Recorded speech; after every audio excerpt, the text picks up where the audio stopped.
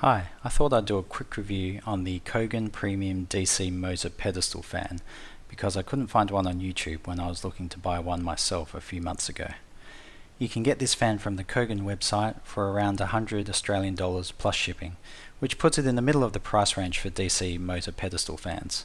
For other DC fans, you'd be paying over $100, more like $150 to buy one in a brick and mortar shop here in Australia. There is a cheaper non-premium Kogan DC fan, although it's hard to tell what exactly is different between the two models.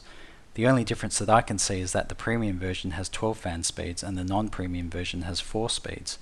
And to me this doesn't sound like much of a difference, as you really only use a couple of fan speeds anyway.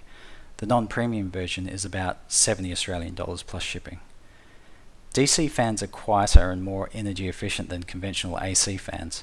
The Kogan is rated at 35 watts, presumably at maximum speed. In comparison, my AC fan has a maximum power rating of 50 watts, so that's a power saving of 30%. Not bad, but not huge either. It looks like I'm only saving 15 watts with the DC fan, and this is using it at maximum power.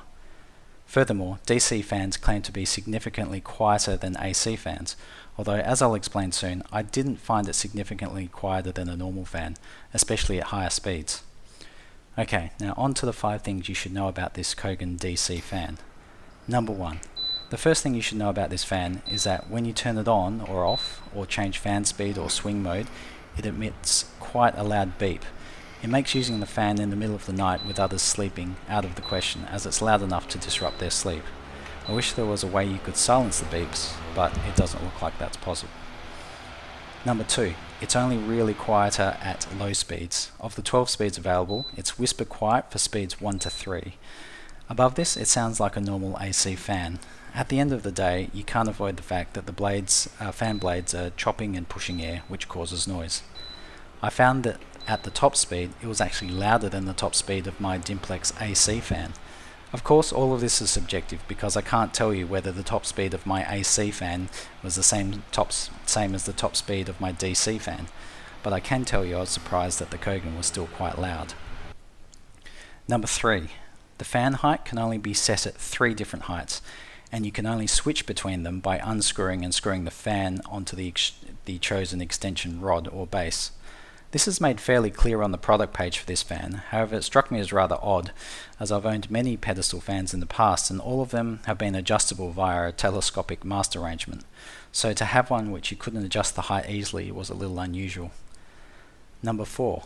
The power cord is pretty short.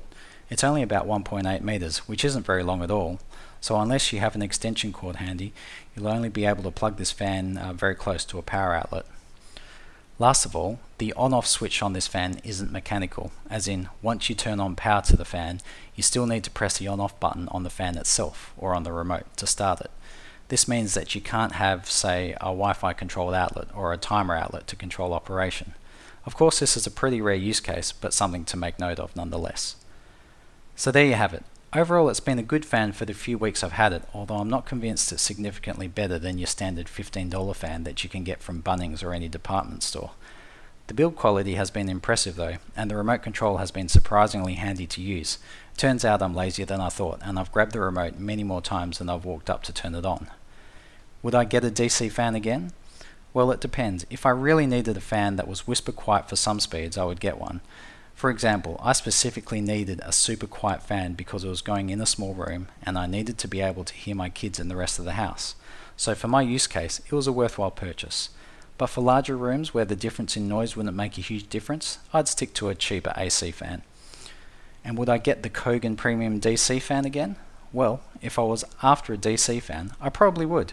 It was a good price compared to the local alternatives and the shortcomings didn't affect me too much.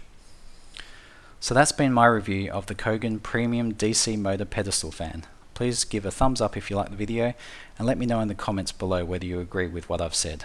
Thanks for watching.